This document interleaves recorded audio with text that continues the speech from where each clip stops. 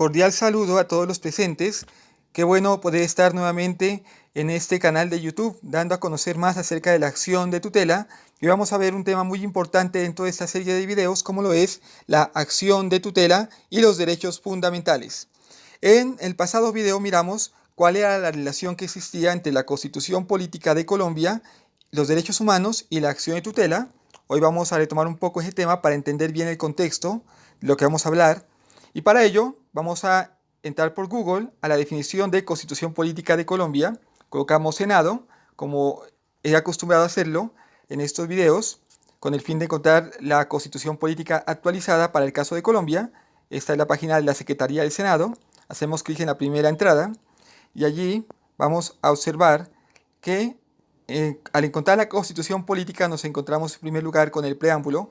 Decíamos la vez pasada que la Constitución tiene dos partes principales, que son la parte dogmática y la parte orgánica según los estudiosos, recordando eso sí que para el caso colombiano la Constitución tiene 380 artículos y tiene 13 títulos. Decíamos que la parte dogmática es la que dentro de la Constitución Política está conformada por el preámbulo, el primer título, que son los principios fundamentales, y también lo que tenemos aquí, que es el título 2, que son los derechos, las garantías y los deberes, que ese título 2 pues es un título muy importante, tal vez el más importante dentro de la Constitución Política, los derechos, las garantías y los deberes. Ese título 2 tiene 5 capítulos. Aquí vemos que tenemos el capítulo número 1, que habla de los derechos fundamentales, que de acuerdo al estudio que hacíamos en pasado video, nos dábamos cuenta que estos derechos fundamentales equivalen a la primera generación de los derechos humanos. Decíamos que históricamente se ha dividido los derechos humanos en 3 generaciones. La primera generación, que nació con la Revolución Francesa, que se identifica con el valor de la libertad, que de igual manera estos son los derechos civiles y políticos, y que bajo la Constitución Política han sido integrados en el capítulo número 1, que comprende los artículos 11 hasta el 41 de la Constitución Política. Es una división que así lo consignó la Comisión Codificadora de la Asamblea Nacional Constituyente. Y de igual forma, aquí tenemos el capítulo número 2, también tenemos un video sobre ese tema. El capítulo 2 ya es la segunda generación de los derechos humanos, que es esa generación que consagra el principio de la igualdad principalmente, que estos derechos nacieron principalmente a partir de 1914, con ocasión de las huelgas del trabajo y diferentes derechos que reclamaban los sectores oprimidos por la pobreza en las sociedades. Y los derechos sociales, económicos y culturales, de igual forma, actualmente están reconocidos en el Pacto Internacional de Derechos Sociales, Económicos y Culturales, y de igual forma en la Declaración Universal de los Derechos Humanos de 1948. También los derechos civiles y políticos de primera generación, que hablábamos hace un momento, están consagrados en un pacto, que es el Pacto Internacional de los Derechos Civiles y Políticos, y asimismo la Declaración Universal de los Derechos Humanos. Entonces, los derechos de segunda generación comprenden los artículos 42 hasta el 77. Vamos a avanzar rápidamente aquí. Llegamos al 77. Aquí está, 77. Ahí están contenidos todos los derechos, que en este momento no los voy a explicar. Más adelante tendremos oportunidad para hablar un poco más sobre ello.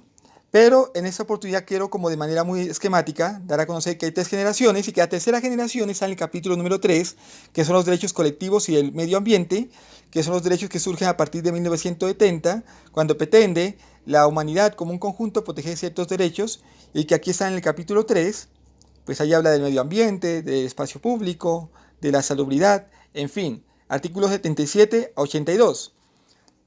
También decíamos que a nivel constitucional colombiano existen 2 tipos de acciones. Una, que es la acción de tutela, que protege los derechos de primera generación, que son los derechos fundamentales, y también la segunda generación por conexidad, pero hoy por hoy también hay un criterio pues que ha variado un poco, porque son los derechos sociales, económicos y culturales, que también son protegidos por la acción de tutela, la primera y segunda generación de los derechos, y que los derechos de tercera generación, o llamados en la Constitución Política colectivos y el medio ambiente, desde el artículo 78 al 82, son protegidos por la acción popular.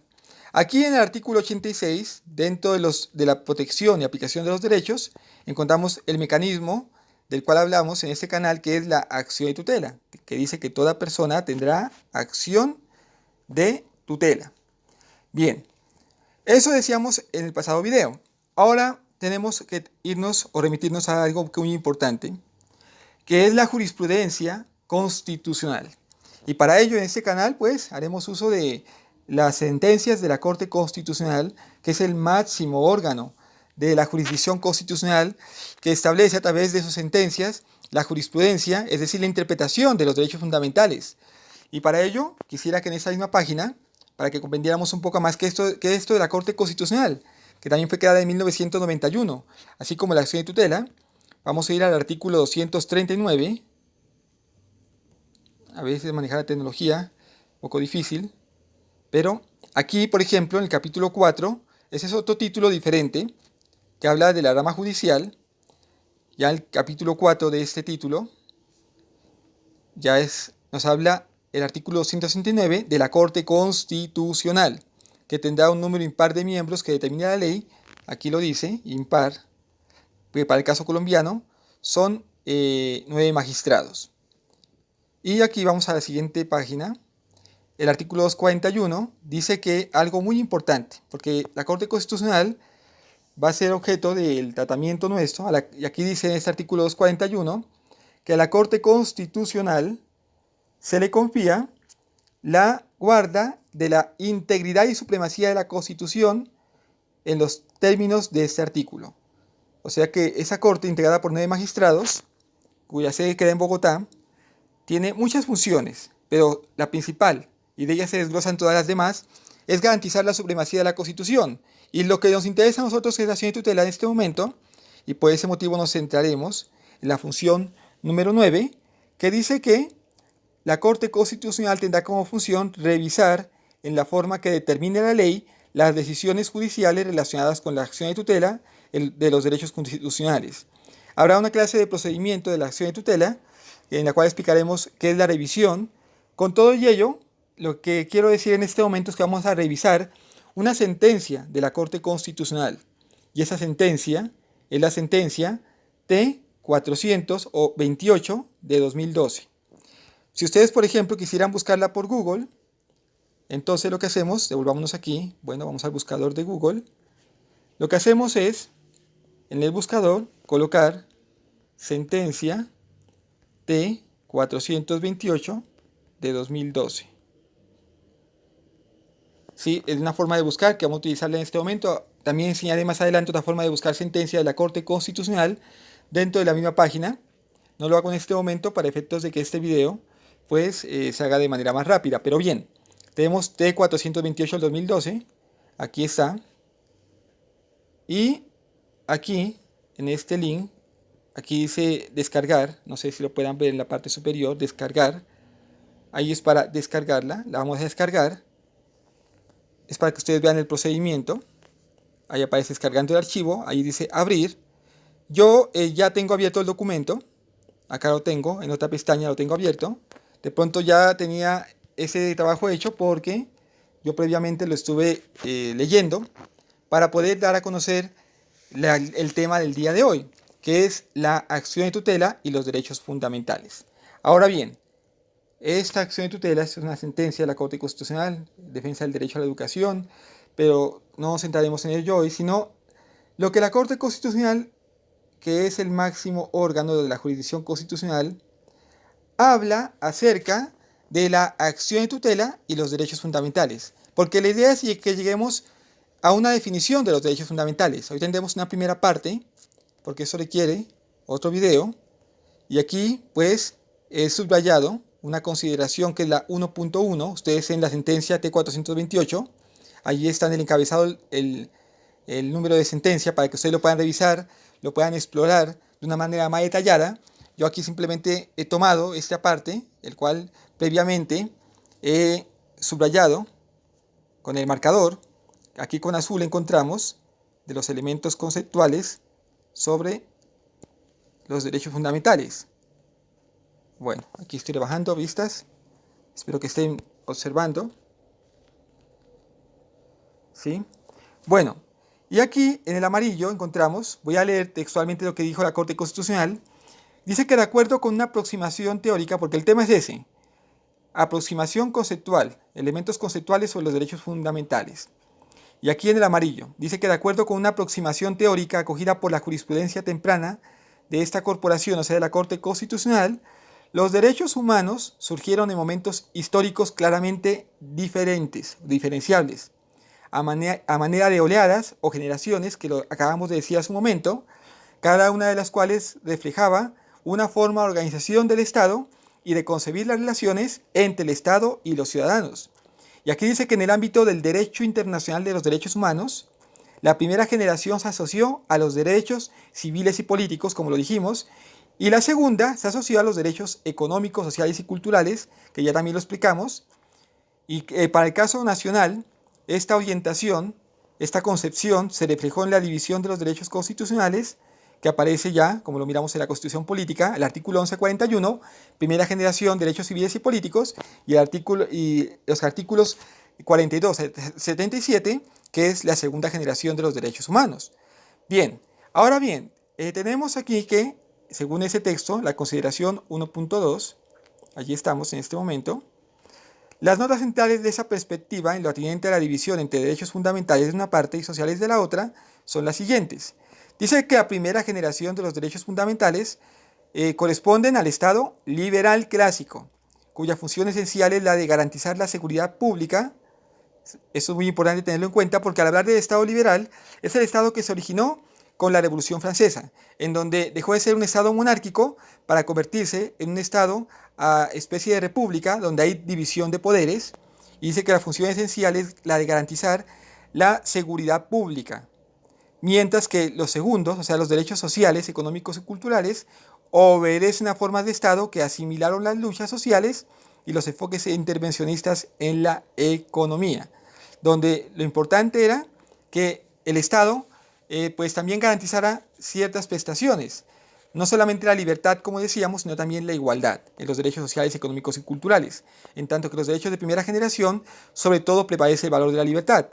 Una segunda, de pronto, concepción o división o aspecto a tener en cuenta es que los primeros, o sea, los derechos fundamentales o los derechos civiles y políticos se orientan a proteger un ámbito individual de autonomía y se asocian al valor de la libertad. Mientras los segundos, los derechos sociales, económicos y culturales, se dirigen a garantizar mínimos materiales de subsistencia y por ese motivo se relaciona principalmente con la igualdad material. Por ejemplo, el derecho al trabajo, el derecho a un empleo, el derecho a la salud, a la educación. En tanto que los derechos, por ejemplo, los de primera generación, es por ejemplo la libertad de expresión, el derecho a la vida, libertad de culto. Son libertades sobre todo. No tanto como que prestaciones sociales por parte del Estado. Una tercera concepción para los derechos fundamentales es que esas diferencias comportan a su vez una distinción en cuanto a la estructura de cada grupo de derechos. Los derechos fundamentales son de carácter negativo o de defensa.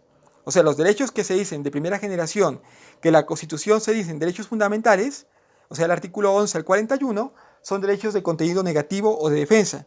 Pues su eficacia solo depende de que el Estado se abstenga de intervenir, o sea, que no viole el derecho a la vida, que permita la libertad de expresión, que permita la libertad de culto, que es un derecho de primera generación, que permita el libre desarrollo de la personalidad, que es otro derecho de primera generación, que permita participar a las personas en el ámbito político, primera generación.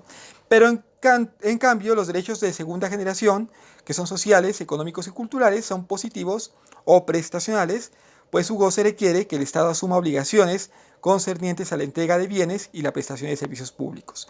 Ahí hay una división muy importante, pero ambas se puede decir que son categorías de derechos humanos y se consideran derechos fundamentales, solo que unos son civiles y políticos y otros son sociales, económicos y culturales. Ahí damos una delimitación de carácter positiva, o sea, basado en la Constitución política.